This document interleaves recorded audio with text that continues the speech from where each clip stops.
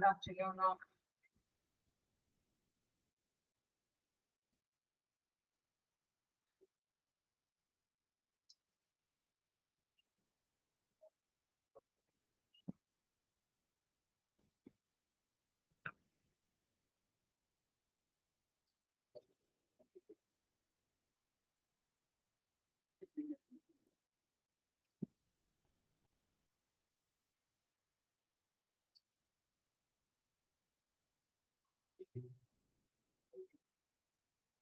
Okay, guidance of the vice chair.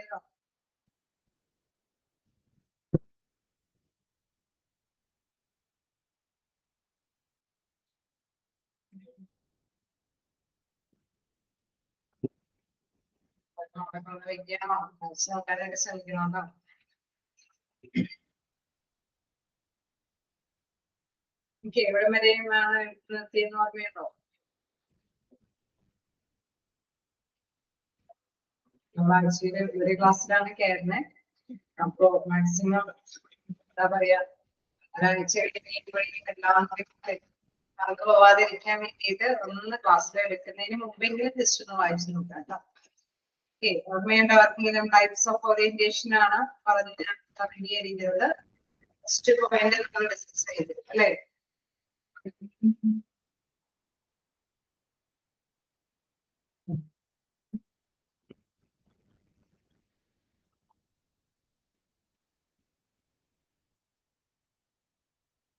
ആണോ?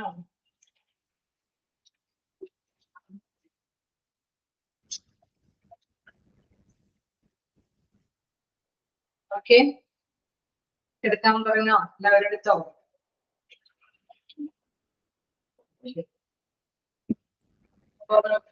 Next ഭാഗത്തേക്ക് പോകാം.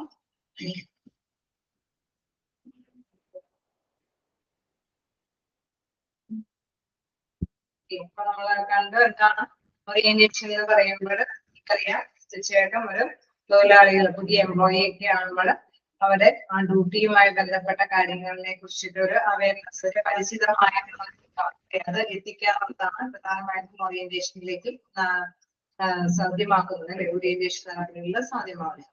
അത് വ്യത്യസ്ത തരത്തിലുള്ള ഓറിയന്റേഷൻ ഉണ്ടെന്ന് മനസ്സിലാക്കുക. അതിലെ ഫസ്റ്റ് നമുക്ക് ഡിസ്കസ് ചെയ്തു കോമൺ ആൻഡ് കോമൺ ഓറിയന്റേഷൻ. നമുക്ക് നെക്സ്റ്റ് നോക്കാനുള്ളത് individual and collective orientation. Okay, individual and collective ഓറിയന്റേഷനെ പറ്റി എന്താണ് നോക്കാം. The next thing recruiting managers need to choose is whether the orientation program should be conducted in a group or individual.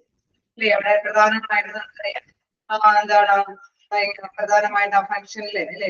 Next ഒരു function എന്ന് പറയുന്നത് അതായത് തീർച്ചയായിട്ടും ഈ ഒരു ഓറിയന്റേഷൻ കാര്യങ്ങളൊക്കെ കൃത്യമായിട്ട് നമുക്ക് ഓരോരുത്തർക്കും ലഭ്യമാക്കി കൊടുക്കേണ്ടതുണ്ടോ, അതല്ലെങ്കിൽ ഒന്നിച്ച് ഗ്രൂപ്പ് ഓഫ് പേഴ്സൺസിന് കൊടുക്കണം അല്ലെ?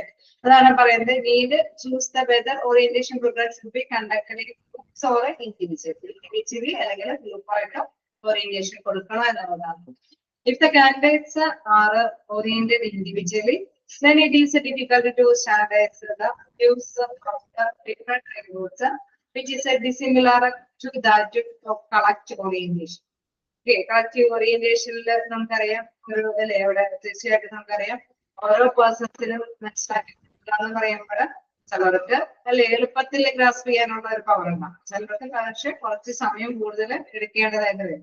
അത് മാത്രമല്ല ഫിനാൻഷ്യലി ഓരോരുത്തർക്കും കാര്യങ്ങൾ ചെയ്ത് കൊടുക്കേണ്ടതായിട്ട് വരുമ്പോൾ നമുക്കറിയാം അതിന്റെ ടൈം ലാഗ് വേണ്ടി വരും. അതിനനുസരിച്ചുള്ള കോസ്റ്റും കാര്യങ്ങളൊക്കെ വരാനായിട്ടുള്ള സാധ്യതകളുണ്ട്. ഓക്കെ, അപ്പൊ ഓരോ വ്യക്തികളാണെങ്കിൽ അത് നേടിയെടുക്കുന്ന ഒരു ക്യാച്ചിങ് പവർ എന്ന് പറയുന്നത് ഡിഫറെന്റ് ആണ് അല്ലെ? അപ്പൊ അത് മനസ്സിലാക്കേണ്ട കാര്യമാണ്. Because individual orientation emphasis on a particular person viewpoint. ഓരോ പേഴ്സൺസിനെയാണ് വീക്ഷിക്കുന്നത്, അതിന് വേണ്ടിയിട്ട് ഓരോ വ്യക്തിക്ക് വേണ്ടിയിട്ടാണ് അവിടെ കൊടുക്കുന്നത് എന്നുള്ളതാണ് പ്രധാനമായിട്ടും പറയുന്നത്. ആൻഡ് ഡിസ്ലൈക്ക് അപ്പൊ അങ്ങനെ ആ വ്യക്തികൾക്ക് തന്നെ ആയതുകൊണ്ട് തന്നെ അവർക്ക് ചിലർക്ക് ചില മുൻഗണനകൾ ഉണ്ടാവും, അല്ലെങ്കിൽ ചിലതൊക്കെ ഇഷ്ടപ്പെടാതിരിക്കാനൊക്കെ ആയിട്ടുള്ള സാധ്യതകളുണ്ട്. ഇൻഡിവിജ്വൽ ഓറിയന്റേഷൻ പറഞ്ഞമാതിരി തന്നെ അവിടെ ഒരുപാട് സമയം എടുക്കുന്നതാണ്, എക്സ്പെൻസീവ് ആയിട്ടുള്ള ഒരു കാര്യമാണ്, നമുക്കറിയാവുന്ന ഒരു കാര്യമാണ്. ഓരോ പേഴ്സൺസിനെ നമ്മൾ ഓരോ കാര്യങ്ങൾ പരിചയപ്പെടുത്തി കൊടുക്കുന്നു, ഓരോ ഗ്രൂപ്പ് ഓഫ് പേഴ്സൺസിന് ഒന്നിച്ച് പരിചയപ്പെടുത്തി കൊടുക്കുന്നത് നമ്മുടെ വ്യത്യാസമുണ്ട് അല്ലെ. ഗ്രൂപ്പ് ഓഫ് പേഴ്സൺസിനെ പരിചയപ്പെടുത്തി കൊടുക്കുമ്പോൾ തീർച്ചയായിട്ടും എന്താണ് അവിടെ ഒരു സമയത്ത് തന്നെ വളരെയധികം പേഴ്സൺസിന് അവൈലബിലിറ്റി അവിടെ ക്രിയേറ്റ് ചെയ്യുകയാണ്. then അതനുസരിച്ചിട്ട് എല്ലാ പേഴ്സൺസും അല്ലെ അവിടെ ഉള്ള നിശ്ചിത പരിമിതമായിട്ടുള്ള സമയത്തിനുള്ളിൽ അധികം എക്സ്പെൻസ് ഇല്ലാതെ അവർ അവരുടേതായിട്ടുള്ള കാര്യങ്ങളൊക്കെ പുതിയ ജോലിയുമായി ബന്ധപ്പെട്ട കാര്യങ്ങളൊക്കെ നേടിയെടുക്കുകയാണ് ചെയ്യുന്നത്. ഓക്കെ, അപ്പൊ അതിൽ പ്രധാനമായിട്ടും പറയുന്നത് എന്താണ് അവിടെ taking individual orientation time taking and expensive practice ഒരു പരിശീലനമാണ് അല്ലെ. ഇൻഡിവിജ്വൽ ആയിട്ടുള്ള ഓറിയന്റേഷനിൽ എക്സ്പെൻസും അതേമാതിരി തന്നെ ടൈം ടേക്കിംഗും പ്രധാനപ്പെട്ടതായിട്ട് വരുന്നു. It also does not give any opportunity to new candidates to interact with their fellow recruits. Okay. പ്രധാനമായിട്ടും പുതിയ കാൻഡിഡേറ്റ്സിനാണെങ്കിൽ ഇൻഡിവിജ്വലി ആയിട്ട് ആകുമ്പോൾ നമുക്കറിയാം അത് കുറെ കാര്യങ്ങളൊക്കെ ഫോളോ ചെയ്യാല്ലേ. അവർക്കൊന്നും ചിലപ്പോൾ ജസ്റ്റ് മനസ്സിലായത് വരില്ല. അപ്പൊ കുറച്ച് സമയം തന്നെ അവർക്ക് അധികം ഉത്തരവിക്കേണ്ടത് വരും അല്ലെ. Majority of large organizations prefer collective induction approach, but this is not the case in a small organizations which need less number of persons and hence prefer individual induction approach. Okay, നമുക്കറിയാം ഒരുപാട് അല്ലെ organisations എല്ലാം തന്നെ collective ആയിട്ടുള്ള orientation ആണ് നടപ്പാക്കുന്നത്. കാരണം collective ആയിട്ടുള്ള ഓറിയന്റേഷൻ എന്ന പ്രത്യേകത ഒന്നിലധികം പേഴ്സൺസിന് നമുക്ക് അല്ലെ ഒരുപാട് പേഴ്സൺസിനെ നമുക്ക് ഓറിയന്റേഷൻ നടപ്പാക്കാനായിട്ട് സാധിക്കുന്നു അല്ലെ. അതാണ് അവിടെ ഇപ്പൊ വരുമ്പോഴാണ് മെജോറിറ്റി ഓഫ് പേഴ്സൺസ് നമുക്ക് ഇന്ന സമയത്തിനുള്ളിൽ അവർക്ക് ഒന്നിച്ച് ക്യാച്ച് ചെയ്യാൻ സാധിക്കുന്നത് കൊണ്ട് തന്നെ കോസ്റ്റും ടൈമും അല്ലെ അവിടെ സേവ് ചെയ്യാനായിട്ട് സാധിക്കുകയാണ്. അതുകൊണ്ട് തന്നെയാണ് ഒരുപാട് ഓർഗനൈസേഷനിൽ കളക്റ്റീവ് ഇൻഡക്ഷൻ പ്രോസസ്സ് അവിടെ ലഭ്യമാക്കി കൊടുക്കുന്നത് അല്ലെ. കളക്ഷൻ ഇൻഡക്ഷൻ അപ്രോച്ച് ആണ് മിക്കവാറും ലാർജ് ഓർഗനൈസേഷൻസ് ഒക്കെ വലിയ വലിയ ഓർഗനൈസേഷൻ ആണെങ്കിൽ കാര്യങ്ങളൊക്കെ ചെയ്തു കൊടുക്കുന്നത്. കാരണം നമുക്കറിയാം വലിയ ഓർഗനൈസേഷൻ ആകുമ്പോൾ ഗ്രൂപ്പ് ഓഫ് പേഴ്സൺസ് അവിടെ വർക്ക് ചെയ്യേണ്ടതായിട്ട് വരും അല്ലെ. ഇപ്പൊ എന്താണ് ഓരോ ബ്രാഞ്ചിലേക്കും ഒരുപാട് എംപ്ലോയീസ് വരാനുള്ള സാധ്യതയുണ്ട്. അതേസമയം സ്മോൾ സൈസിലുള്ള ഓർഗനൈസേഷൻ ആണെങ്കിൽ അവിടെ ഒരേ ജോലിക്ക് തന്നെ ഒരുപാട് പേഴ്സൺസ് വരണമെന്നില്ല അല്ലെ. ഒരു ഇൻഡിവിജ്വലി ഓരോ പേഴ്സൺസ് ഒക്കെ ആയിരിക്കും വരുന്നത്.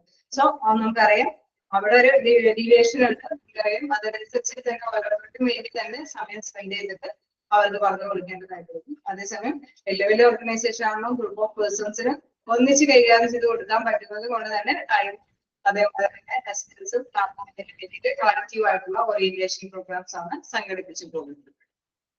Then, however, the individual induction approach is also popular in large organizations, but only when they need to recruit a highly trained professionals who are always required in a small numbers. Okay, ഇതേമാതിരി തന്നെ ഒരു large ഓർഗനൈസേഷനിലും എന്താണ് individual induction പ്രോഗ്രാമും ഉണ്ടാക്കി കൊടുക്കാറുണ്ട്. അതായത് top ലെവലിലുള്ള ജീവനക്കാരെന്നൊക്കെ പറഞ്ഞാൽ ഒരുപാട് പോസ്റ്റ് വരില്ല അല്ലെ. അവിടെ എക്സിക്യൂട്ടീവ് പവറുള്ള ജീവനക്കാരെന്നൊക്കെ പറഞ്ഞാൽ ഒരുപാട് പേരില്ല. അതേസമയം ഫീൽഡ് വർക്കേഴ്സോ അല്ലെങ്കിൽ ഒരേ ലെവലിലുള്ള വർക്കേഴ്സ് അല്ലെ. അവിടെ ഒരു എന്താ പറയാ ഒരു ഹോസ്പിറ്റലാണെങ്കിലും അല്ലെങ്കിൽ ഒരു സ്കൂളാണെങ്കിലും നമുക്കറിയാം പലതരത്തിലുള്ള വർക്കേഴ്സ് ഉണ്ട്. ചിലപ്പോ ഒരുപോലെ തന്നെ അല്ലെ വലിയ വലിയ ഓർഗനൈസേഷൻ ആകുമ്പോഴാണ് ഓരോ ബ്രാഞ്ചുകൾക്കും ഒരേ രീതിയിൽ വേണം. ഇപ്പൊ പ്രൊഡക്ഷൻ ഏരിയയിലുള്ള ഇതുകളൊക്കെ ആണെങ്കിൽ അതില് പ്രൊഡക്ഷൻ യൂണിറ്റിൽ ഒരേപോലെ വർക്ക് ചെയ്യുന്നവരുണ്ടാവും. തന്നെ ഫീൽഡ് ലെവലിലൊക്കെ ഒരേപോലെ വർക്ക് ചെയ്യുന്നവരുണ്ടാവും. വലിയ വലിയ ഓർഗനൈസേഷൻ ആകുമ്പോഴും അതേപോലെ തന്നെ ഹോസ്പിറ്റൽ ഫീൽഡിലാണെങ്കിലും ഡിഫറെന്റ് നെഫ്രോളജി, നെഫ്രോളജി, കാർഡിയോളജി എല്ലാ വിഭാഗത്തിലും നഴ്സുമാരൊക്കെ വർക്ക് ചെയ്യുന്നുണ്ട്. ടെക്നീഷ്യന്മാരൊക്കെ അല്ലെ. ഓരോരുത്തർക്കും ഓരോ ബ്രാഞ്ചിലും ഒരേ കാറ്റഗറൈസ് ചെയ്തിട്ട് തന്നെ വർക്ക് ചെയ്യുന്നവരുണ്ടാവും. സോ അങ്ങനെയുള്ളവരൊക്കെ എല്ലാം കൂടെയും കൂട്ടിക്കൊണ്ട് ഓറിയന്റേഷൻസ് നമുക്ക് ചെയ്ത് കൊടുക്കാൻ സാധിക്കും. പക്ഷെ നമുക്കറിയാം ഡിഫറെന്റ് ആയിട്ടുള്ള കുറച്ച് കാര്യങ്ങളൊക്കെ വ്യത്യസ്തങ്ങളായിരിക്കും. എനിവേ എന്നാലും കോമൺ ആയിട്ട് കുറെ കാര്യങ്ങളൊക്കെ ഒരുപോലെ തന്നെ ഹാൻഡിൽ ചെയ്യാനായിട്ടുള്ള സാധ്യതകളുണ്ട്.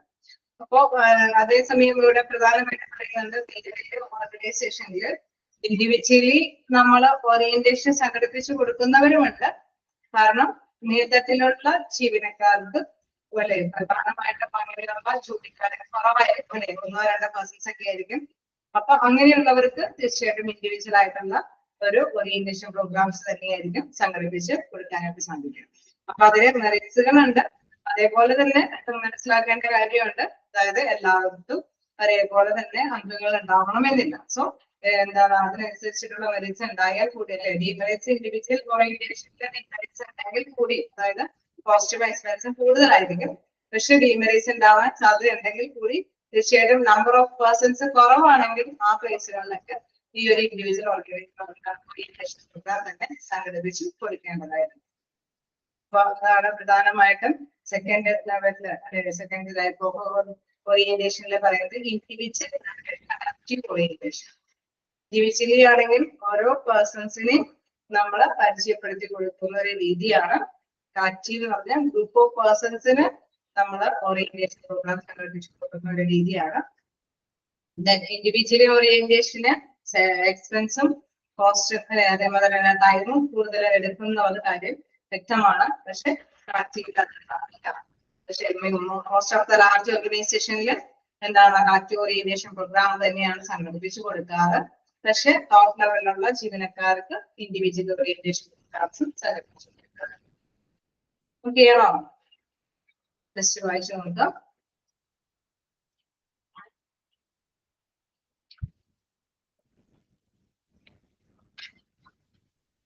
പോകാനായിട്ട് തന്നെ ശ്രമിക്കാട്ടോ, കാരണം നമുക്ക് ഇനി അധികം പോർഷൻസ് ഒന്നുമില്ല. പതിയെ പതിയെ അല്ലെ നിങ്ങൾ പഠിച്ചു തന്നെ പോവാൻ സ്പീഡിൽ പോയ കാര്യങ്ങൾക്കൊക്കെ ഇനി വായിച്ചു നോക്കാനൊക്കെയുള്ള അല്ലെ ഇനി എടുക്കുന്ന പാഠങ്ങളെങ്കിലും നിങ്ങൾക്ക് ഇവിടെ ഇരുന്ന് പഠിക്കാനായിട്ടുള്ള സൗകര്യങ്ങൾ ഉണ്ടാവുക എന്നുള്ളതാണ്. അപ്പൊ അതെങ്കിലും വായിച്ചു നോക്കാതെ പോകാനായിട്ട് ശ്രമിക്കുക.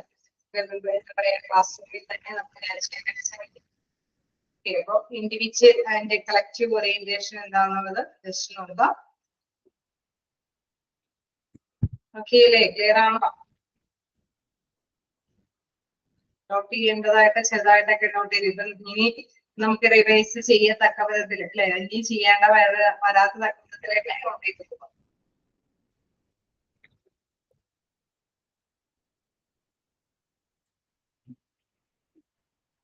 Individual orientation emphasis on A particular personal importance ആണ് അല്ലെ, അത് ഓർത്ത് വെച്ചിരിക്കാം. പിന്നെ അതേമാതിരി തന്നെ എന്താണ് ഇൻഡിവിജ്വൽ ഓർഗനൈസേഷനിൽ എന്താണ് നീഡ് സ്മോൾ ഓർഗനൈസേഷനിലാണെങ്കിൽ ലെസ് നമ്പർ ഓഫ് പേഴ്സൺസ് ഉണ്ടാവുള്ളൂ.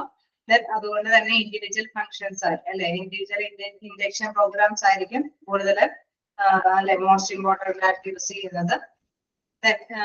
ലാർജ് ഓർഗനൈസേഷനിലാണെങ്കിൽ ഇൻഡിവിജ്വൽ ഇൻഡക്ഷൻ അല്ലെ ആ ഒരു അപ്രോച്ച് സ്വീകരിക്കാനായിട്ടുള്ള സാധ്യത എങ്ങനെയുള്ള തൊഴിലാളികളുടെ ഇടയിലാണ്,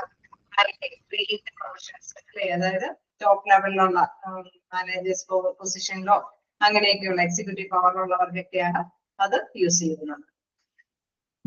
ഓക്കെ അല്ലേ?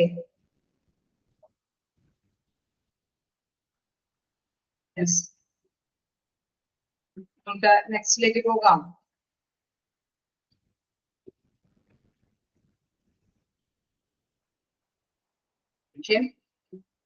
ഇനി നമുക്ക് നെക്സ്റ്റ് നോക്കാനുള്ളത് എന്താണ് സീരിയൽ ഓർ ഡിസ്റ്റിങ്ക്റ്റീവ് ഓറിയന്റേഷൻ.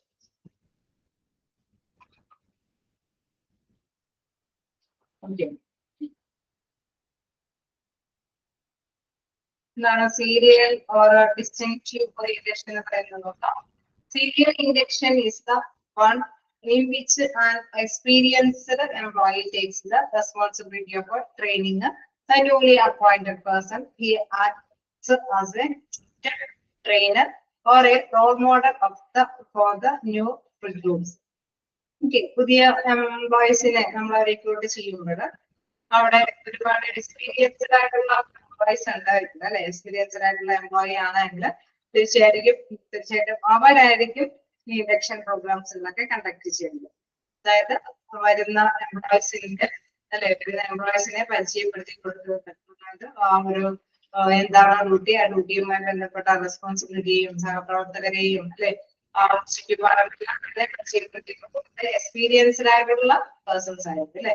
അതുകൊണ്ടാണ് പറയുന്നത് experienced employee takes the responsibility. അവരുടെ ഉത്തരവാദിത്തം ഏറ്റെടുക്കുന്നത് ആരാണ്? എക്സ്പീരിയൻസ്ഡ് ആയിട്ടുള്ള എംപ്ലോയി ആണ്. അവര് ഏതൊക്കെ രീതിയിലാണ് ആക്ട് ചെയ്യുന്നത്? ഒരു ട്യൂട്ടറായിട്ട്, ട്രെയിനറായിട്ട്, ഒരു റോൾ മോഡൽ ആയിട്ടൊക്കെയാണ് ന്യൂ റിക്രൂട്ട്സിന്റെ ഇടയിൽ അല്ലെ അവിടെ അവരുടേതായിട്ടുള്ള റെസ്പോൺസിബിലിറ്റി നിർവഹിക്കുന്നത്. So serial induction is one in which an experienced employee takes the responsibility of a training newly appointed person. Okay, newly appointed person എന്താണ് അവരെ ട്രെയിനിങ് കൊടുക്കുന്ന റെസ്പോൺസിബിലിറ്റി ആരേറ്റെടുക്കുന്നതെന്ന് പറയുന്നത് ചോദ്യം എങ്ങനെയോ വേണമെങ്കിലും വരാം.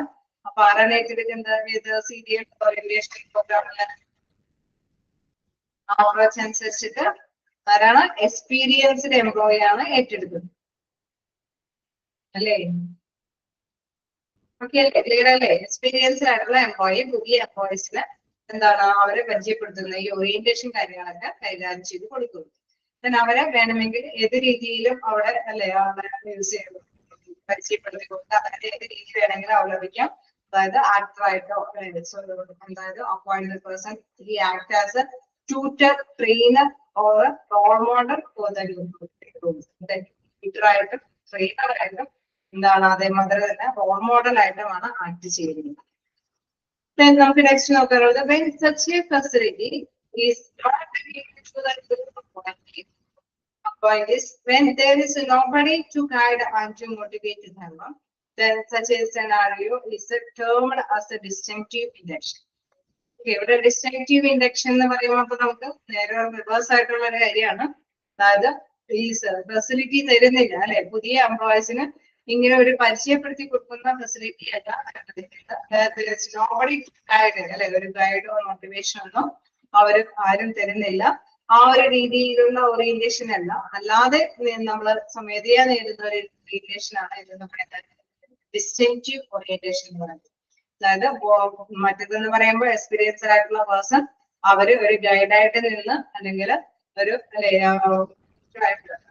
അവലംബിച്ചിട്ടാണ് അവിടെ ന്യൂ എംപ്ലോയീസിന് പുതിയ ജോലിയുമായി ബന്ധപ്പെട്ട കാര്യങ്ങളൊക്കെ ക്ലിയറേജ് കൊടുക്കുന്നത്.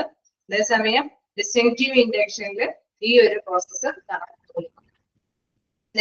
Both the type of induction have their own pros and cons അല്ലെ? അവിടെ രണ്ട് ഇതിലും സ്വന്തമായിട്ടുള്ള കാര്യങ്ങളുണ്ട് അല്ലെ? സ്വന്തമായിട്ട് അവരവരുടേതായിട്ടുള്ള രീതിയിൽ ആക്ട് ചെയ്യേണ്ടതാണ്.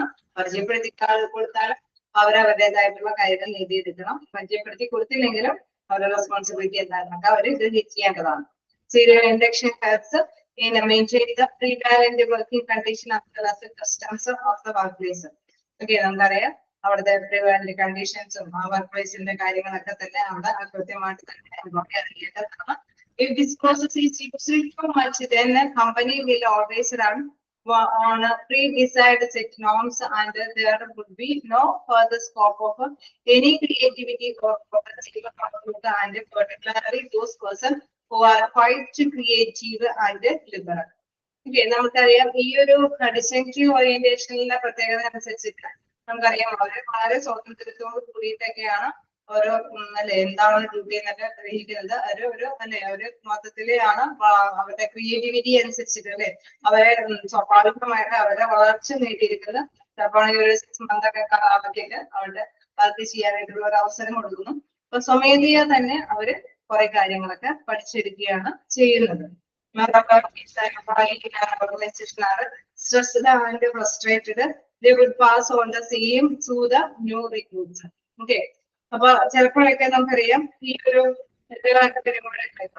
സ്വമേധയാ പഠിച്ചെടുക്കാനൊക്കെ ആയിട്ടുള്ള ബുദ്ധിമുട്ട് നേരിടാനായിട്ടുള്ള സാധ്യതയുണ്ട്, സ്ട്രെസ് ഒക്കെ വരാനുള്ള സാധ്യതയുണ്ട്. അപ്പൊ അവരെന്താണ് പുതിയ റിക്രൂട്ട്സ് അല്ലെ അവര് ഓർഗനൈസേഷനിൽ ആവശ്യത്തിനനുസരിച്ചിട്ട് ചിലപ്പോൾ പറ്റിയെന്ന് വരില്ല. സോ അതുകൊണ്ട് തന്നെ രണ്ട് രീതിയിലുള്ള ഓറിയന്റേഷൻ ഉണ്ട് എന്ന് മനസ്സിലാക്കിയെടുക്കുക. അതായത് ഒരു എക്സ്പീരിയൻസ്ഡ് ആയിട്ടുള്ള പേഴ്സണെ വെച്ചിട്ട് ഓറിയന്റേഷൻ ലഭ്യമാകുന്നുണ്ട്. അതോടൊപ്പം തന്നെ എന്താണ് ഇവിടെ തീർച്ചയായിട്ടും മറ്റൊരു രീതിയിൽ അല്ലെ സ്വയമേ നേടിയെടുക്കുന്ന ഒരു രീതിയാണ് പ്രധാനമായിട്ട് പറയുന്നത്. സോ അതില് ഇതനുസരിച്ചിട്ട് വേണമെങ്കിൽ സ്വാതന്ത്ര്യത്തോട് കൂടിയിട്ട് നേടിയെടുക്കാനുള്ള ഒരു അവസരമാണ് ഇവിടെ കൃത്യമായിട്ട് പറയുന്നത്. ഓക്കെ, അപ്പൊ അവിടെ ജസ്റ്റ് ഒരു കാര്യം മനസ്സിലാക്കേണ്ടത് സീരിയൽ ഓറിയന്റേഷൻ സമയത്ത് ചിലപ്പോൾ വേണമെങ്കിൽ എന്താണ് അവർക്ക് എന്തെങ്കിലും കുറച്ചും കൂടി കാര്യങ്ങൾ ഗ്രഹിക്കേണ്ടതായിട്ടൊക്കെ ഉണ്ടെങ്കിൽ അവർക്ക് പറഞ്ഞ് മനസ്സിലാക്കി കൊടുക്കാനൊക്കെ അവസരങ്ങളുണ്ട് അല്ലെ. അപ്പൊ അവരിൽ സ്വന്തം ക്രിയേറ്റിവിറ്റി വേണമെങ്കിൽ അവർക്ക് ഡെവലപ്പ് ചെയ്തെടുക്കാം അല്ലെ, നമ്മുടെ കയ്യിലുള്ള കഴിവുകളും ഒപ്പം തന്നെ എന്താണ് നമുക്ക് എക്സ്പീരിയൻസ്ഡ് ആയിട്ടുള്ള ഒരു പേഴ്സൺ തരുന്ന കഴിവും കൂടെയും വെച്ചും കൊണ്ട് നമുക്ക് ഡെവലപ്പ് ചെയ്തെടുക്കാനായിട്ടുള്ള ഒരു സാധ്യതയുണ്ട്. സോ അതുകൊണ്ടാണ് പറയുന്നത് ക്രിയേറ്റിവിറ്റി ഒരു പ്രോഗ്രസീവ് അപ്രോച്ച് അല്ലെ. ഒരു വളർച്ച നേടിയെടുക്കാനായിട്ടുള്ള ഒരു സാഹചര്യം എന്തുകൊണ്ട് സീരിയൽ ഓറിയന്റേഷനിൽ പ്രധാനമായിട്ട്. ഓക്കെ, അപ്പൊ ഇൻഡക്ഷൻ എന്താണെന്നുള്ളത് മനസ്സിലാക്കുക. അതായത് നമുക്ക് പരിചയപ്പെടുത്തി കൊടുക്കുന്ന ഒരു രീതിയാണ് ഇൻഡക്ഷൻ എന്ന് പറയുന്നത്. അതിൽ സീരിയൽ ഓറിയന്റേഷൻ എന്ന് പറയുമ്പോൾ തീർച്ചയായും എന്താണ് അവിടെ എക്സ്പീരിയൻസ്ഡ് ആയിട്ടുള്ള ഒരു പേഴ്സൺ, അദ്ദേഹത്തിന് റോൾ മോഡലോ അല്ലെങ്കിൽ ട്യൂട്ടറോ ഒക്കെ നമുക്ക് വിശേഷിപ്പിക്കാം. കാരണം അദ്ദേഹം പറഞ്ഞു തരുന്നതിനനുസരിച്ചിട്ട് തന്നെയാണ് പുതിയ കാര്യങ്ങളെ കുറിച്ചുള്ള കാര്യങ്ങളൊക്കെ അവർക്ക് ലഭ്യമാകുന്നത്. സോ അതിനോടൊപ്പം തന്നെ ഇവർക്ക് ഇവരുടേതായിട്ടുള്ള പുതിയ ഐഡിയാസ് ഒക്കെ അല്ലെ കുറച്ചും കൂടി അതുകൊണ്ട് എടുത്ത് പറയുന്നത് ക്രിയേറ്റിവിറ്റി ഓരോ progressive outlook and particularly those person who are quite creative ആയിട്ട് ലിബറൽ. സ്വതന്ത്രമായിട്ട് തന്നെ നമുക്കറിയാം ആ ഒരു ടൈമിൽ ഒരു പണിഷ്മെന്റോ കാര്യങ്ങളോ ഒന്നും കൊടുക്കില്ല. അതേമാതിരി തന്നെ അല്ലെ അവർക്ക് സാലറി പാക്കേജുകളിൽ പറ്റാത്ത ചിലപ്പോൾ വേണമെങ്കിൽ സ്റ്റൈപ്പൻഡ് പോലും ഇല്ലാത്തൊരു ട്രെയിനിങ് ടൈം ഒക്കെ ആയിരിക്കും. ആ ടൈമുകളിൽ അവരെന്താണ് വളരെ ലിബറൽ ആയിട്ടായിരിക്കും അവരുടെ കാര്യങ്ങൾ കഴിവുകളൊക്കെ വളർത്തിക്കൊണ്ടുവരാനായിട്ട് ശ്രമിക്കുന്നത്. If the employee in organization are stressed and frustrated, they would pass on the same to the new recruits. In case ഈ ടൈമിലൊക്കെ ചിലപ്പോൾ വേണമെങ്കിൽ അവർക്ക് ഇഷ്ടപ്പെടാത്ത ഒരു കാര്യങ്ങളൊക്കെ ഉണ്ടായിരുന്നു അല്ലെ ആ ഒരു ട്രെയിനിങ് ടൈമിലൊക്കെ ഉണ്ടാകുമ്പോൾ ചിലപ്പോൾ വേണമെങ്കിൽ അവര് പുതിയ റിക്രൂട്ട്മെന്റ്സ് കാര്യങ്ങളിലേക്ക് ചിലപ്പോൾ നമ്മുടെ ഓർഗനൈസേഷനിൽ എടുക്കുവാനായിട്ട് സാധ്യതയുണ്ട്. മറ്റു വ്യക്തികളൊക്കെ റിക്രൂട്ട് ചെയ്ത് നമ്മള് എന്താണ് അപ്പോയിന്റ്മെന്റ് ഒക്കെ നേടേണ്ടതായിട്ട് വരും. അപ്പൊ സീരിയൽ ഓറിയന്റേഷനെ കുറിച്ചൊക്കെ മനസ്സിലാക്കിയെടുക്കുക. എന്താണ് എക്സ്പീരിയൻസ്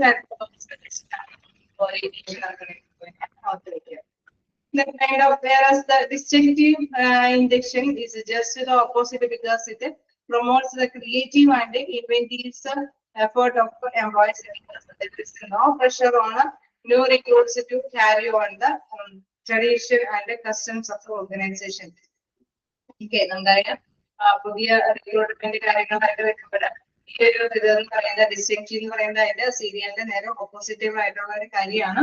സോ അതായത് ഇവിടെ എന്താണ് സ്വന്തം സൃഷ്ടികളോ അല്ലെങ്കിൽ എഫേർട്ടുകളൊക്കെ അല്ലെ അവിടെ പ്രൊമോട്ട് ചെയ്യുക, അതായത് അതിനെ പ്രോത്സാഹിപ്പിക്കാനായിട്ട് ജസ്റ്റ് ഒന്ന് പരിചയപ്പെടുത്തിയിട്ടല്ല അത് നമ്മൾ നമ്മുടെ പ്രോഗ്രസീവ് ആയിട്ടുള്ള കാര്യങ്ങളിലേക്ക് എത്തിപ്പെട്ടത് സ്വയമേ നമ്മൾ സൃഷ്ടിച്ച് അത് മുന്നേറാനുള്ള കാര്യങ്ങൾക്കാണ് കാരണമായിട്ട് പറ്റുന്നത്. There is no pressure on new recruits to carry on the tradition and the customs of the organization. അല്ലെ അവിടെ പ്രത്യേകമായിട്ട് ഒരു പ്രഷർ അല്ലെ ഓർഗനൈസേഷൻ അല്ലെങ്കിൽ നമ്മുടെ ട്രഡീഷൻ ആയിട്ടുള്ള കൺസെപ്റ്റിൽ നിന്ന് അതായത് പരമ്പരാഗതമായിട്ടുള്ള ആ ഒരു ശൈലിയിൽ നിന്നും പ്രത്യേകതയൊന്നും വരുന്നില്ല. But such gain are needed to be analyzed. Competence of creative person as well as those who fail individually due to lack of active support by an experienced mentor. പക്ഷെ ഇങ്ങനെയുള്ള ഒരു സമയം വരുമ്പോൾ തീർച്ചയായിട്ടും നമുക്കുള്ള പ്രത്യേകത എന്താണ് അവർക്ക് ചില കാര്യങ്ങളൊക്കെ വളരെ ബുദ്ധിമുട്ടേറിയ ഒരു എന്താ പറയുക എന്ത് പ്രവൃത്തിയാണെങ്കിലും പുതിയതായിട്ട് നമ്മളുടെ മുന്നിൽ കൊണ്ടുവരുമ്പോൾ നമുക്ക് അതിനെ അല്ലെ വെല്ലുവിളിച്ച് നേരിടേണ്ടതായിട്ടുണ്ട്. സോ ആ സമയത്ത് എന്താണ് അവര് ഫെയിൽ ആവുന്നത് അല്ലെ ചിലപ്പോൾ ലാക്ക് ഓഫ് ആക്റ്റീവ് സപ്പോർട്ട് ഒരു എക്സ്പീരിയൻസ്ഡ് ആയിട്ടുള്ള ഒരു മെന്ററിന്റെ സപ്പോർട്ട് ഇല്ലാതെ വരുമ്പോൾ അവർ ഫെയിൽ ആയിട്ടുള്ള അവസ്ഥ ഉണ്ടാകുന്നു. Later one generally lack the understanding of how to do their assigned work and how it will benefit the organization. ഓർഗനൈസേഷനിൽ നമ്മുടെ എങ്ങനെയാണ് പ്രവർത്തിക്കേണ്ടത് അല്ലെങ്കിൽ എന്താണ് ബെനിഫിഷ്യൽ ആയിട്ടുള്ള കാര്യം എന്നുള്ളത് കൃത്യമായിട്ട് മനസ്സിലാക്കാനായിട്ടൊന്നും സാധിക്കുന്നില്ല. അവരെ ഏൽപ്പിച്ചിരിക്കുന്ന കുട്ടികള് ജസ്റ്റ് ഒന്ന് ചെയ്തു പോകുന്നു. അത് ഇച്ചിരി കൂടി കടുകട്ടിയായ ജോലികളൊക്കെ ആണെങ്കിൽ മറ്റൊരു മെന്റർ ഒന്നും ഇല്ലാത്ത രീതിയിലാവുമ്പോൾ എങ്ങനെയൊക്കെയോ ചെയ്തു പോകുന്നു എന്നുള്ളതിലേക്ക് എത്തുകയാണ്. സോ അങ്ങനെ വരുമ്പോഴെന്താണ് നമുക്ക് അറിയാം ഓർഗനൈസേഷൻ ഓരോ എയിമും കാര്യങ്ങളൊക്കെ ഉണ്ടാവും അല്ലെ ഗോളൊക്കെ അച്ചീവ് ചെയ്യണമെന്നുണ്ടാവും. അങ്ങനെ ഒരു അച്ചീവ്മെന്റ് എന്താണെന്നൊന്നും വിലയിരുത്താനായിട്ട് ഇവർക്ക് സാധിക്കുന്നില്ല. ഡിസ്റ്റിങ്ക്റ്റീവ് ഓറിയന്റേഷൻ ആണ്. സീരിയലിലെ ഓർത്തിലേക്ക് എക്സ്പീരിയൻസ്ഡ് ആയിട്ടുള്ള പേഴ്സൺസ് ഉണ്ട്, അതേസമയം ഡിസ്റ്റിങ്ക്റ്റീവ് ഓറിയന്റേഷനിലെ എക്സ്പീരിയൻസ്ഡ് ആയിട്ടുള്ള പേഴ്സൺസ് ഉണ്ട്. ക്ലിയറാണോ? ടെസ്റ്റ് വായിച്ച് നോക്കുക.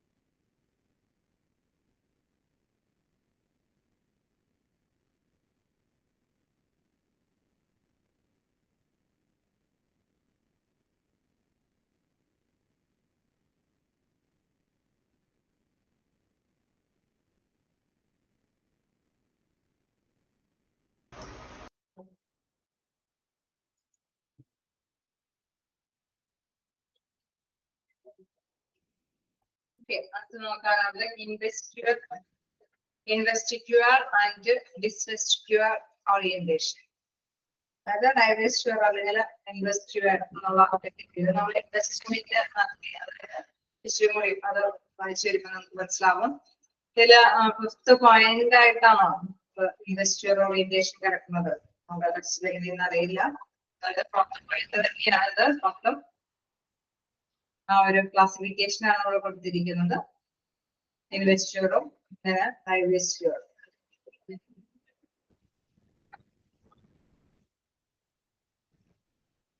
Okay, ഒന്ന് ക്ലിയർ ചെയ്തേക്കാം. Then investiture and divestiture orientation. The scope, the choice of ultimate importance pertains whether to retain and appreciate the identity of a new employee appointed person or to disassemble it to reshape it as per the organizational needs. ഇത് പ്രധാനമായിട്ടും പറയുന്നത് അതായത് നമ്മൾ അല്ലെ ഒരു ഓർഗനൈസേഷനിൽ നമ്മുടെ എംപ്ലോയീസിനെ കണ്ടെത്തുകയാണല്ലോ ഇത് പ്രധാനമായിട്ടും. ഓറിയന്റേഷനിൽ എംപ്ലോയീസിനെ കണ്ടെത്തിയിട്ട് അവർക്ക് ആ ഒരു ഓർഗനൈസേഷനെ പരിചയപ്പെടുത്താൻ കൊടുക്കുക അല്ലെ. ഒരു പുതിയ എംപ്ലോയിയെ പരിചയപ്പെടുത്തി കൊടുക്കുക, നല്ലൊരു കാര്യമായിട്ട് പ്രവർത്തിക്കാനുള്ള ഒരു അവസരങ്ങൾ സൃഷ്ടിച്ചു കൊടുക്കുക എന്നുള്ളതാണ്. തീർച്ചയായിട്ടും നമുക്കറിയാം ഓർഗനൈസേഷൻ ഒരു പ്രത്യേകമായിട്ടുള്ള ഒരു ലക്ഷ്യം വെച്ചുകൊണ്ടാണ് ഓരോ എംപ്ലോയിയും അല്ലെ നമ്മൾ റിക്രൂട്ട്മെന്റ് കാര്യങ്ങളിലൊക്കെ സെലക്ഷനൊക്കെ നടത്തിയിട്ട് അപ്പോയിന്റ്മെന്റ് ചെയ്യുന്നത്.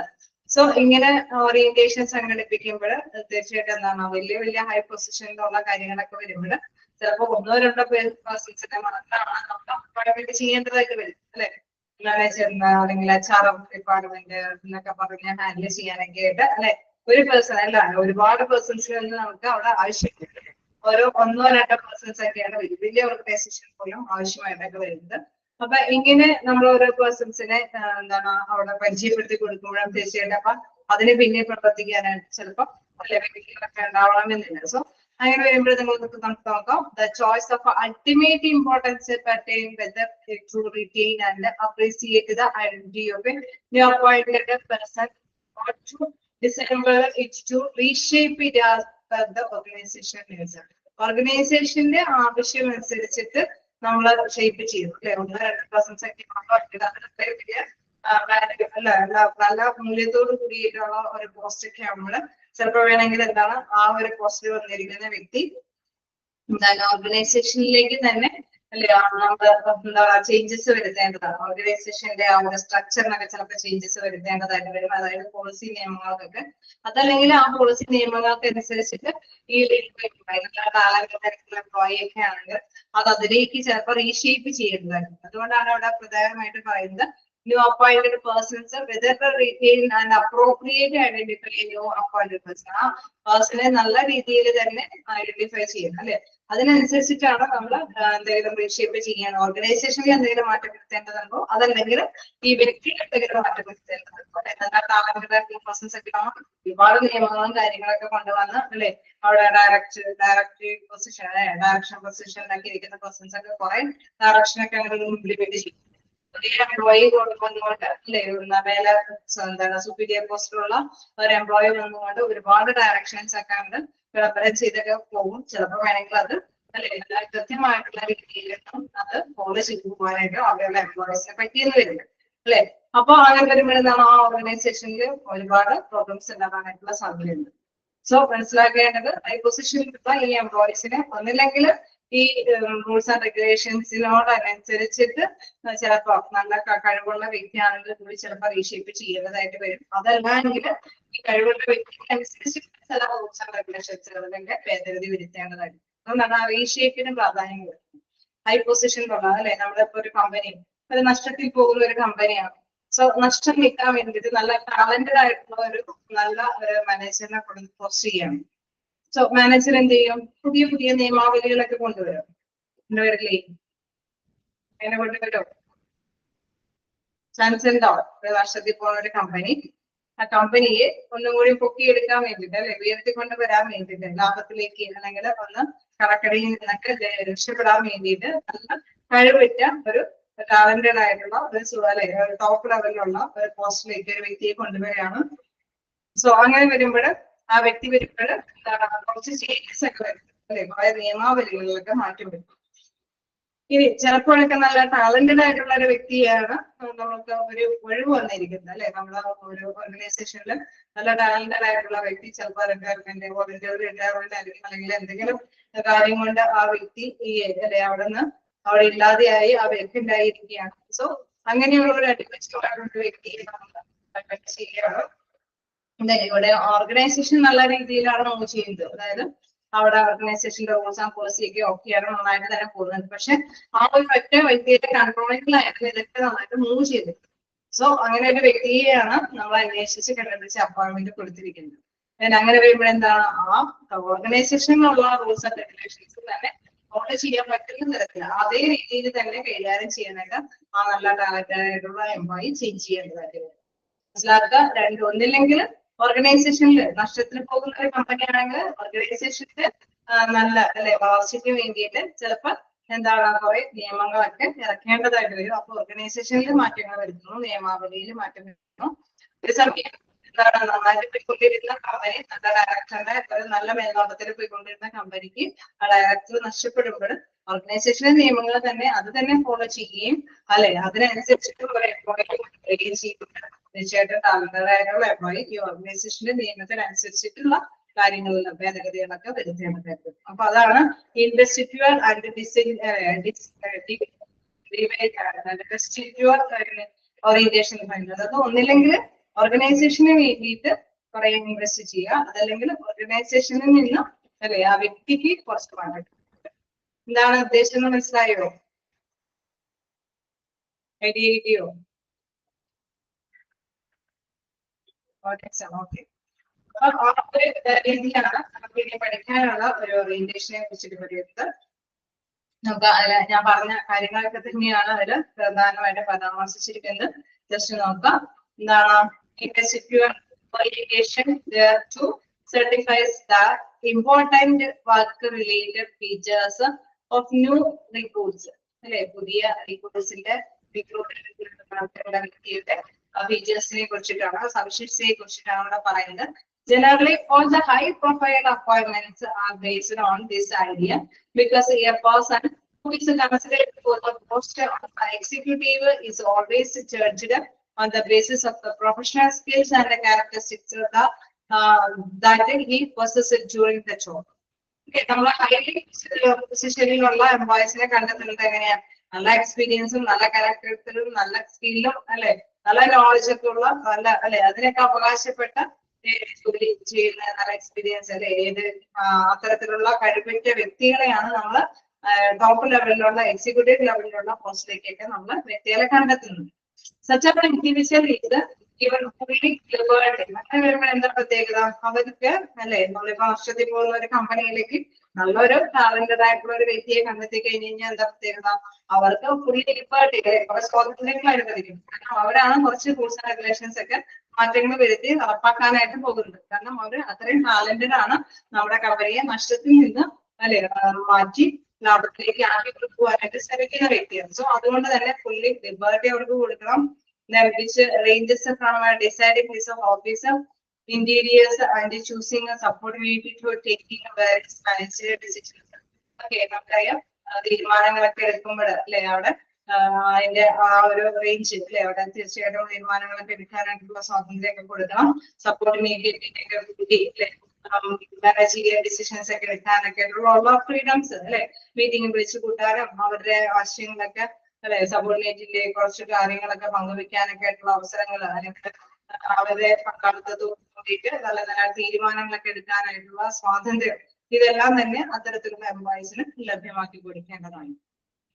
ഓക്കെ, എങ്കിൽ മാത്രമാണ് നമ്മൾ കമ്പനിയെ നല്ല മെച്ചപ്പെട്ടതാക്കി കൊണ്ടുവരാനായിട്ട് സാധിക്കുള്ളൂ. സോ മനസ്സിലാക്കാൻ എക്സിക്യൂട്ടീവ് തലത്തിലുള്ള എംപ്ലോയീസിന് വേണ്ടിയിട്ട് പോസ്റ്റിംഗ് ഒക്കെ വരുമ്പോൾ ഇത്തരത്തില് ഫുള്ളി ലിബർട്ടി അല്ലെങ്കിൽ ഡിസിഷൻ എടുക്കാനുള്ള പവർ അല്ലെങ്കിൽ എന്താണ് അല്ലെ പലതരത്തിലുള്ള ചൂസിങ് അല്ലെ സജഷൻസ് എന്തെങ്കിലുമൊക്കെ തെരഞ്ഞെടുക്കാനുള്ള സ്വാതന്ത്ര്യമൊക്കെ അവർക്ക് അനുവദിക്കേണ്ടതാണ്.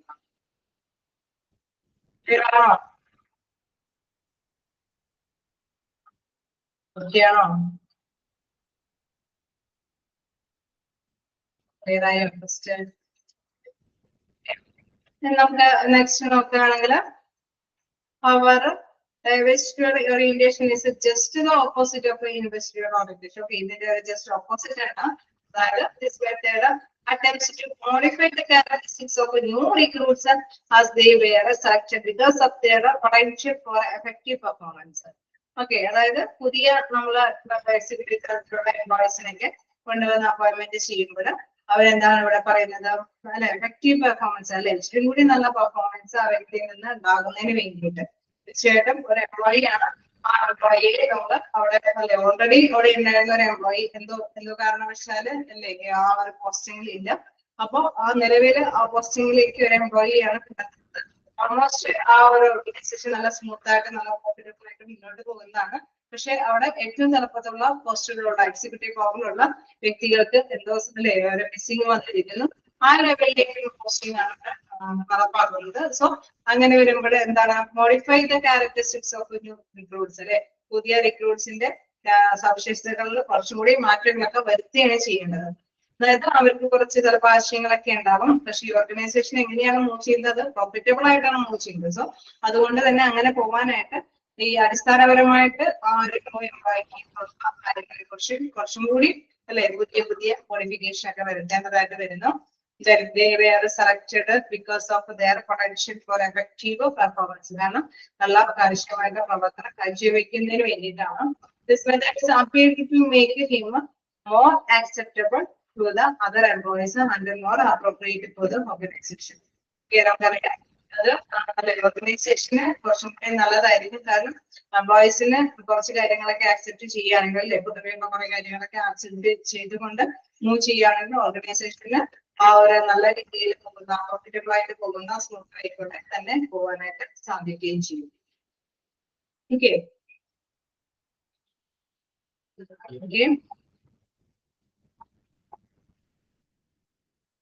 അപ്പോ അതിന്റെ ഒരു കണ്ടിന്യൂവേഷൻ ഒരു പാരഗ്രാഫ് കൂടെ ഉണ്ട്. ലിസ്റ്റ് കഴിഞ്ഞിട്ട് നിങ്ങൾക്ക് വായിക്കാൻ തരാം. This update of a candidate's personality may sometimes require എന്താണ് from their own personality traits and adapt himself to a different way of looking at his job. Okay, for this aim of the organization. Okay, നമുക്ക് അതായത് ഒരു ഓർഗനൈസേഷനെ സംബന്ധിച്ച് അല്ലെങ്കിൽ അവരുടെ സഹപ്രവർത്തകരെ സംബന്ധിച്ച് നോക്കുകയാണെങ്കിൽ അവര് ഹിംസെൽഫ് അല്ലെ ആ ഒരു എംപ്ലോയി തന്നെ സ്വന്തമായിട്ട് തന്നെ ഡിഫറെന്റ് വേയിൽ തന്നെ വീക്ഷിക്കേണ്ടതാണ്. അതായത് ചിലപ്പോൾ വേണമെങ്കിൽ ആ ഓൾഡ് പേഴ്സണാലിറ്റിക്ക് തന്നെ ചിലപ്പോൾ എന്തെങ്കിലും മാറ്റങ്ങളൊക്കെ വരുത്തേണ്ടതുണ്ട്. കാരണം ഈ ഒരു ഓർഗനൈസേഷൻ ഒരു പക്ഷെ ഇതേക്കാൾ യോഗ്യനായ വ്യക്തിയായിരിക്കും എക്സ്പീരിയൻസ്ഡ് ആയിട്ടുള്ള പേഴ്സണാലിറ്റി കൊണ്ടുവരുന്നത് എങ്കിൽ കൂടി അവര് എടുക്കുന്ന പോളിസി അല്ലെ ആ ഒരു പ്രിൻസിപ്പിൾസ് ഒന്നും അല്ല ഈ ഒരു ഓർഗനൈസേഷനിൽ ചെയ്തതെങ്കിൽ തീർച്ചയായിട്ടും ഈ ഓർഗനൈസേഷൻ പ്രോഫിറ്റബിൾ ആയിട്ടുമാണ് പോകുന്നതെങ്കിൽ തീർച്ചയായിട്ടും എന്താണ് ആ ഒരു നേച്ചറിനനുസരിച്ചിട്ട് തന്നെ അവരുടെ പേഴ്സണാലിറ്റി സ്വഭാവങ്ങൾ വേരിയേഷൻ വരുത്തേണ്ടതുണ്ട്. Such new appointees may be paid to ensure false humiliation and harassment from a senior official to test their ability in different situations. Okay, നമ്മൾ മനസ്സിലാക്കേണ്ട ഒരു പ്രധാനപ്പെട്ട കാര്യം എന്ന് പറയുന്നത് വ്യത്യസ്തമായിട്ടുള്ള സിറ്റുവേഷൻസിലേക്ക് അതിനോട് അഡ്ജസ്റ്റ് ചെയ്ത് പോകാനായിട്ടുള്ള ഒരു രീതി അല്ലെ ഒരു സീനിയർ ആയിട്ടുള്ള ഒരു ഓഫീസർ എന്നതിനായിട്ട് തന്നെ അവിടെ തീർച്ചയായിട്ടും എന്താണ് നിലവിലെ അല്ലെ ഒരു ചേഞ്ചസ് വേണമെങ്കിൽ നമുക്കറിയാം ആ ഒരു അഡ്ജസ്റ്റ്മെന്റ് ഒക്കെ വരുത്തിയിട്ട് തന്നെ മുന്നോട്ട് പോകാനായിട്ട് ശ്രമിക്കേണ്ടതാണ്. Strategies are also orientation strategies to break the old minds of a conservative attitude of the newly appointed candidates. So that is new set of values and norms could be instilled easily. Okay, നമുക്കറിയാം നമ്മുടെ തീർച്ചയായിട്ടും എന്താണ് ആ വ്യക്തികൾ അതായത് പുതിയ employee ആണ്. So പുതിയ എംപ്ലോയിക്ക് നല്ല കാര്യങ്ങളല്ലേ അവിടെ ഓൾറെഡി ഉണ്ടായിരുന്ന കാര്യങ്ങളിലേക്കാൾ അപേക്ഷിച്ച് ഇപ്പോ ഒരു ഓർഗനൈസേഷൻ നല്ല സ്മൂത്ത് ആയിട്ട് പോകുന്നത് കൊണ്ട് തന്നെ അതിനോട് ചേർന്ന് അല്ലെ എന്തെങ്കിലും മാറ്റങ്ങൾ വരുത്തുന്നുണ്ടെങ്കിൽ അത് തന്നെ പുതിയ വാല്യൂവിനും പുതിയ മാനദണ്ഡങ്ങൾക്കൊക്കെ പ്രാധാന്യം കൊടുത്തുകൊണ്ട് തന്നെ പോകാനായിട്ട് ശ്രമിക്കണം. കാരണം അവിടെ ഇനി ചേഞ്ചസ് വരുത്തേണ്ട കാര്യമില്ല, ഓൾമോസ്റ്റ് നല്ല പ്രോഫിറ്റബിൾ ആയിട്ട് തന്നെ പോകുന്നതാണ്. അതേസമയം നമ്മൾ നേരത്തെ കണ്ടതില് ആ ഓർഗനൈസേഷൻ നഷ്ടത്തിൽ പോകുന്നത് കൊണ്ട് തന്നെ അവർക്ക് നിയമങ്ങൾക്കൊക്കെ ചേഞ്ചസ് വരുത്തേണ്ടതുണ്ട്. സോ അവിടെ എന്താണ് അവിടെ ഫ്രീഡത്തോട് കൂടിയിട്ട് കുറെ നിയമങ്ങളൊക്കെ ഇറക്കേണ്ടതായിട്ട് വരുന്നു. പക്ഷെ ഈ ഒരു പ്ലേസിൽ നമുക്കറിയാം അതിന്റെ ഓൾഡ് ലേക്ക് വരുമ്പോൾ ആ പേഴ്സൺ ആണ് ചെറിയ ചേഞ്ചസ് വരുത്തേണ്ടതായിട്ട് വരുന്നത്. ഓക്കെ, ജസ്റ്റ് വായിച്ചു നോക്കാം, ആ ഒരു മൈൻഡിൽ ഓക്കെ ആണെന്ന് നോക്കാം.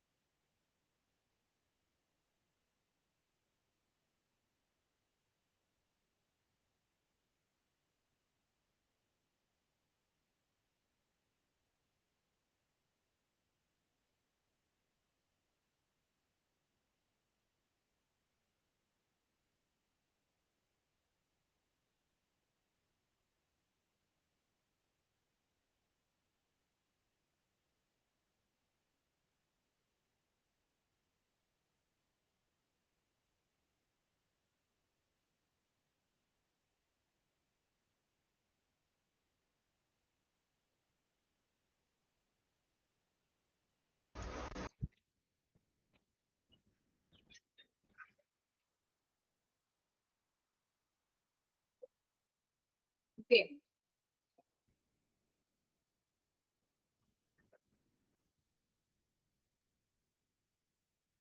വായിച്ചു നോക്കി. നമ്മുടെ ഓറിയന്റേഷൻ അല്ലെ, ഡിഫറെന്റ് ടൈപ്സ് ഓഫ് ഓറിയന്റേഷൻ അതോടെ കഴിയണം. ഓക്കെ, നമ്മള് കണ്ടു 4 ഓറിയന്റേഷൻസ് ആണ് ഉള്ളത്, മിക്കപ്പോഴും ചോദിച്ച് കാണാറുള്ളതാണ്. സോ അതുകൊണ്ട് തന്നെ വെച്ചിരിക്കുക, ആ വേരിയേഷൻസ് മനസ്സിലാക്കി വെക്കും.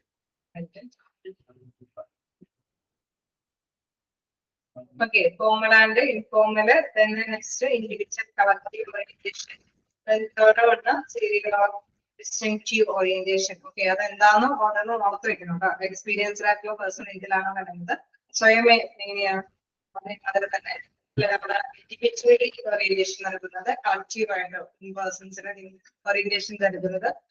പിന്നെ അതേമാതിരി തന്നെ അല്ലെ ലാർജ് സ്കെയിലൊക്കെ ഏത് തരത്തിലുള്ള ഓറിയന്റേഷൻ ആവാം അല്ലെ. എക്സാമ്പിളൊക്കെ വരുമ്പോൾ നിങ്ങൾ ശ്രദ്ധിച്ചു നോക്കണം. ഹൈ പൊസിഷൻ ഉള്ളവർക്കാണെങ്കിൽ ഏത് ഓറിയന്റേഷൻ ആണ് നടക്കുന്നത് ഓർത്ത് വെക്കുക. നഷ്ടത്തിൽ പോകാൻ സാധിക്കുന്ന ഒരു കമ്പനി ആണെങ്കിൽ ഏത് ഓറിയന്റേഷൻ സൂട്ടബിൾ ആയിട്ടുള്ളത് അല്ലെ, ആ ഒരു കാര്യമൊക്കെ ജസ്റ്റ് അവർക്ക് വെച്ചേക്കാം.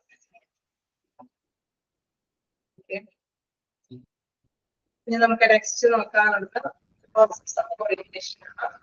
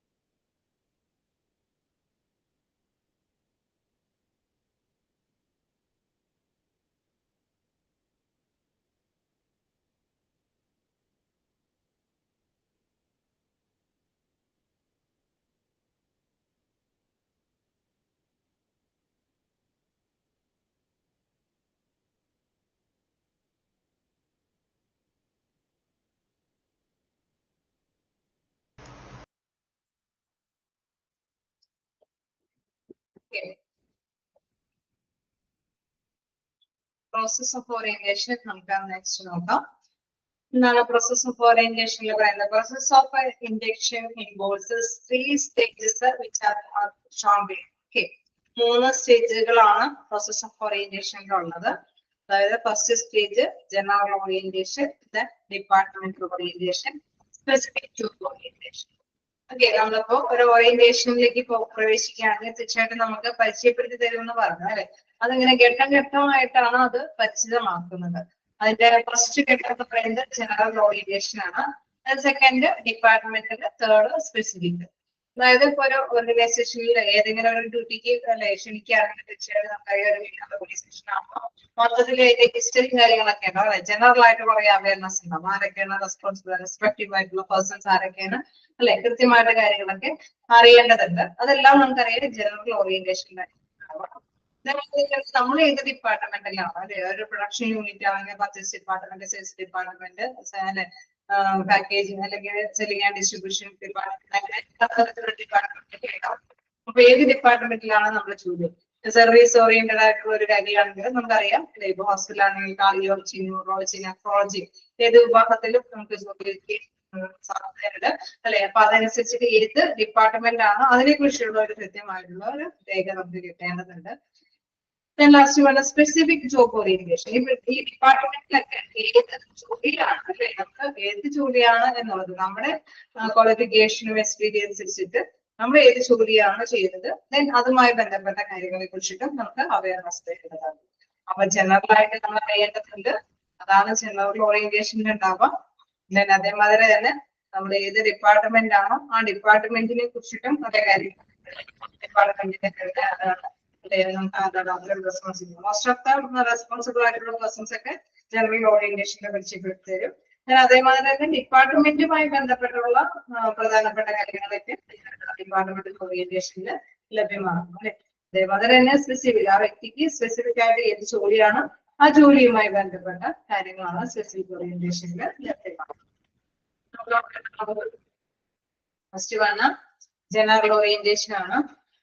In this stage, the main aim is to make the employee comfortable at motivated, be serious during the orientation process, so that he can easily become accustomed to organization. Orientation ടൈമില് നമുക്കറിയാം സാധാരണയായിട്ട് എംപ്ലോയീസിന്റെ comfortable ആയിട്ടുള്ള അല്ലെങ്കിൽ കൃത്യമായിട്ടുള്ള ശൈലിക്ക് അനുസരിച്ചിട്ട് അവരെ motivate ചെയ്തിട്ടുണ്ടെങ്കിൽ സ്റ്റാർട്ടിങ്ങിലൊക്കെ വളരെ കമാൻഡായിട്ടോട് കൂടിയിട്ടായിരിക്കും എല്ലാ കാര്യങ്ങളൊക്കെ പരിചയപ്പെടുത്തി കൊടുക്കുന്നത്. അതായത് ആ ഒരു എംപ്ലോയിക്ക് അല്ലെ അവരെ കൺസിഡർ ചെയ്തിട്ട് അവർക്ക് കംഫർട്ടബിൾ ആയിട്ടുള്ള രീതിയിലായിരിക്കും ഇത്തരത്തിലുള്ള അറേഞ്ച്മെന്റ്സ് കൊടുക്കുന്നത്. ദെൻ എന്താണ് സീരിയസ് ആയിട്ടുള്ള ഒരു ഓറിയന്റേഷൻ കാര്യം തന്നെയാണ്. തീർച്ചയായിട്ടും നമുക്കറിയാം അവർക്ക് കംഫർട്ടബിൾ ആയിട്ടുള്ള രീതിയാണ് അവതരിപ്പിക്കുന്നതെങ്കിലും തീർച്ചയായിട്ടും സീരിയസ് ആയിട്ടുള്ള രീതി തന്നെയായിരിക്കും എല്ലാ കാര്യങ്ങളും മനസ്സിലാക്കി കൊടുക്കുന്നത്. Then, so that he can easily become accustomed to organization. ആ ഓർഗനൈസേഷനെ കുറിച്ചിട്ട് വ്യക്തമായ ഒരു അല്ലെ ഒരു പൊരുത്തപ്പെട്ട് പോകാനായിട്ടുള്ള ഒരു അന്തരീക്ഷം അവിടെ പ്രൊവൈഡ് ചെയ്യാൻ ചെയ്യുന്നത്. Then employees are also made aware of the history, business objective and the process of the organization. Okay. ഒരു ഓർഗനൈസേഷനെ സംബന്ധിച്ച് നമുക്കറിയാം ഏതൊരു ഓർഗനൈസേഷൻ ആണെങ്കിലും ഒരു ചരിത്രം എന്നാണ് തുടങ്ങിയത്, തുടങ്ങാനുണ്ടായ കാര്യം അല്ലെ, തുടങ്ങി കഴിഞ്ഞപ്പോഴുള്ള കാര്യം, അങ്ങനെ വർഷങ്ങൾക്ക് മുമ്പുള്ള പഴക്കങ്ങളുണ്ടാവും അല്ലെ. അപ്പൊ ആ ഒരു ഹിസ്റ്ററി അല്ലെ കൃത്യമായിട്ട് തന്നെ പ്രൊവൈഡ് ചെയ്യേണ്ടതാണ്. എംപ്ലോയീസ് ആണ് also made aware of the history, business objectives, അതായത് ബിസിനസിന്റെ ലക്ഷ്യങ്ങൾ അല്ലെ. തീർച്ചയായിട്ടും നമ്മൾ സർവീസ് ഓറിയന്റഡ് ആയിട്ടുള്ള ഒരു ബിസിനസ് ആവാം അല്ലെങ്കിൽ പ്രൊഡക്ഷൻ ഓറിയന്റഡ് ആയിട്ടുള്ള ഒരു ബിസിനസ് ആവാം. എന്താണെങ്കിലും എന്താണ് ലക്ഷ്യം എന്നുള്ള കാര്യം അല്ലെ. ഇത്രയും ചിലപ്പോൾ വേണമെങ്കിൽ സമൂഹത്തിൽ നമ്മുടെ പേരുള്ള ഒരു സർവീസ് ബിസിനസ് എന്ന് അറിയാനായിരിക്കും മോസ്റ്റ്ലി ഒരു പ്രിഫർ ചെയ്തത്. ചിലപ്പോൾ പ്രത്യേകിച്ച് സ്റ്റാർട്ടിങ് ടൈമിലൊക്കെ അവര് പ്രോഫിറ്റ് ആക്കാനായിരിക്കില്ല, ചിലപ്പോൾ 1 year ഒക്കെ പോപ്പുലാരിറ്റി ക്രിയേറ്റ് ചെയ്യാനായിരിക്കും അവർ കോൺസെൻട്രേറ്റ് ചെയ്യുന്നത്. അപ്പൊ അത്തരത്തിലുള്ള കാര്യങ്ങൾ ഹിസ്റ്ററി കാര്യങ്ങളെ കുറിച്ചിട്ടുള്ള ഒരു നല്ല അറിവ് എന്നാണ് സ്റ്റാർട്ട് ചെയ്യുന്നത്, എങ്ങനെയൊക്കെയാണ് ഇത് ഡെവലപ്പ് ചെയ്ത് മുന്നേറി പോകുന്നത്, കറക്റ്റ് ആയിട്ടുള്ള വിവരങ്ങൾ മനസ്സിലാക്കേണ്ടതുണ്ട്. ദെൻ അതേമാതിരി തന്നെ ഏതൊരു ഓർഗനൈസേഷനും ലക്ഷ്യങ്ങൾ ഉണ്ടാവും അല്ലെ. നമ്മളിപ്പോ പറഞ്ഞ മാതിരി തന്നെ എന്താണ് പണമല്ല അല്ലെ പ്രധാനമായിട്ടും പ്രോഫിറ്റ് അല്ല ലക്ഷ്യം വിടുന്നതെങ്കിൽ മറ്റൊരു ലക്ഷ്യം ഉണ്ടാവും. അപ്പൊ അതൊക്കെ എന്താണെന്നുള്ളത് കൃത്യമായിട്ട് മനസ്സിലാക്കാനായിട്ട് സാധിക്കും. And process of the organisation അതിനനുസരിച്ചിട്ട് അത് മാത്രമല്ല ഓർഗനൈസേഷന്റെ പ്രവർത്തനങ്ങൾ എന്തൊക്കെയാണ് അല്ലെ. അപ്പൊ history, business objectives, process of organisation ഇതെല്ലാം ഉൾപ്പെടുന്നത് എവിടെയാണ്? ജനറൽ ഓറിയന്റേഷൻ ടൈമിലാണ് അല്ലെ. ജനറൽ ഓറിയന്റേഷൻ ടൈമിലാണ് ഈ ഒരു പുതിയ എംപ്ലോയിക്ക് ഇതെല്ലാം മനസ്സിലാക്കി കൊടുക്കുന്നത്. സോ അതോടെ ജസ്റ്റ് ഒന്ന് കംപ്ലീറ്റ് ചെയ്യാം. എന്തൊക്കെയാണ് ഈ ജനറൽ ഓറിയന്റേഷനിൽ എംപ്ലോയി അറിയുന്നത് എന്ന് ചോദിച്ചു കഴിഞ്ഞാൽ അല്ലെ, aware of history, business objective and the process of the organization. And he is also taken for a visit to the whole organization for understanding the business process. Okay. അതേമാതിരി തന്നെ പറയാണ് also taken for visit തന്നെയാണ് visit സന്ദർശനം നടപ്പാക്കുന്നത് to the whole organisation for understanding the business process. പ്രോസസ്സിന്റെ അല്ലെ ബിസിനസ്സുമായി ബന്ധപ്പെട്ടുള്ള പ്രവർത്തനങ്ങൾക്ക് എന്താണ് പ്രധാനമായിട്ട് കൊണ്ടുവരുന്നത് കൃത്യമായിട്ട് തന്നെ അവിടെ പരിചയപ്പെടുത്തി കൊടുക്കുകയാണ്. Initially class room knowledge is given for A month and after that he should be placed in there department as a training to know the process and understand the importance of each activity for the net result. അപ്പൊ തീർച്ചയായിട്ടും നമുക്കറിയാം ഈ class റൂമിലുള്ള പരിചയപ്പെടുത്തി കൊടുക്കുന്ന ഈ കാര്യങ്ങളൊക്കെ അല്ലെ അവിടെ തീർച്ചയായിട്ടും ചെറുതായിട്ടുള്ള കുറെ കാര്യങ്ങളാണ് അവർക്ക് പരിചയപ്പെടുത്തി കൊടുക്കുന്നത്. അതായത് കുറെ കാര്യങ്ങളല്ല, ആ ഒരു ബിസിനസ്സുമായി ബന്ധപ്പെട്ട കുറെ കാര്യങ്ങൾ അല്ലെ വ്യക്തമായിട്ടുള്ള അവിടെ മനസ്സിലാക്കി കൊടുക്കുന്നത്. എന്താണ് എ മന്ത് അല്ലെ അവിടെ പറയുന്നുണ്ട് given for A month and after he should be placed in there respective department as A training. ഒരു മാസം ഇങ്ങനെ പരിചയപ്പെടുത്തി കൊടുത്തതിന് ശേഷമാണ് അവിടെ ട്രെയിനി ആയിട്ട് അവിടെ ലഭ്യമാകുന്നത്. To know the process of understand. അതിനുശേഷം ആകുമ്പോൾ എന്താണ് അവിടെ പ്രോസസ്സുകളൊക്കെ ആയിരിക്കും പരിചയപ്പെടുത്തുന്നത്. അപ്പൊ ആദ്യമായിട്ട് എന്താണ് നമുക്ക് ഓരോ സ്റ്റെപ്പ് ബൈ സ്റ്റെപ്പ് ആയിട്ടാണ് അവരെ പരിചയപ്പെടുത്തി കൊടുക്കുന്നത്. അതേതും ഹിസ്റ്ററി കാര്യങ്ങളെ കുറിച്ചിട്ടൊക്കെ ഒരു ക്ലാസ് റൂം ടൈപ്പിൽ തന്നെ ഓരോ കാര്യങ്ങളൊക്കെ പരിചയപ്പെടുത്തി കൊടുക്കുകയാണ് ചെയ്യുന്നത്. അതിനുശേഷമാണ് അടുത്ത ഒരു സ്റ്റെപ്പിലേക്ക് പോകുന്നത്. ഓക്കെ, ഡിപ്പാർട്ട്മെന്റ് ഓറിയന്റേഷൻ ആണ് അടുത്തൊരു കാര്യം പറയുന്നത്. ഓക്കെ, നമുക്കെല്ലാം കൂടി എടുത്ത് വെക്കേണ്ട എന്താണ് പ്രോസസ് ഓഫ് ഓറിയന്റേഷൻ ആണ് നമ്മൾ സ്റ്റാർട്ട് ചെയ്തത്. എന്റെ ഫസ്റ്റ് പോയിന്റ് ആണ് കവർ ചെയ്തത്. ഓക്കെ, എന്തെങ്കിലും ഡൗട്ടുകൾ ഉണ്ടോ? ജസ്റ്റ് എന്തെങ്കിലും ചോദിക്കാം.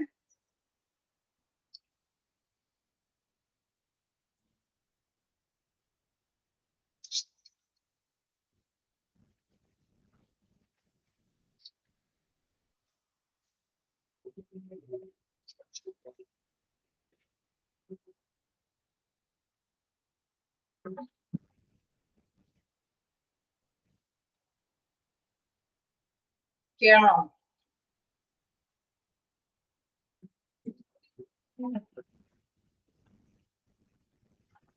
ജസ്റ്റ് നോക്കിയോ?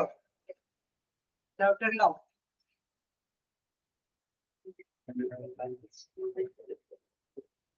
ഓക്കെയാണോ? ഞാൻ അൺമ്യൂട്ട് ആക്കിയിട്ടുണ്ട്.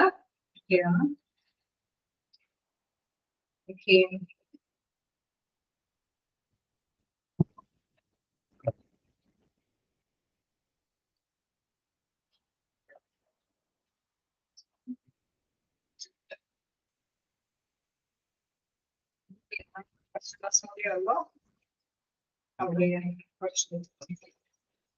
എന്തെങ്കിലും ഡൗട്ടുകൾ ഉണ്ടോ? അപ്പൊ വായിച്ചു നോക്കിയിട്ട് തന്നെ പെൻഡിങ് ഉണ്ടല്ല, വളരെ കുറച്ച് എടുത്തിട്ടുള്ളൂ. അപ്പൊ നന്നായിട്ട് തന്നെ അത് പഠിച്ചിരിക്കും വരാനായിട്ട് ശ്രമിക്കുക. Okay, thank you. എന്തെങ്കിലും ഡൗട്ടുകൾ ഉണ്ടെങ്കിൽ ചോദിക്കാം.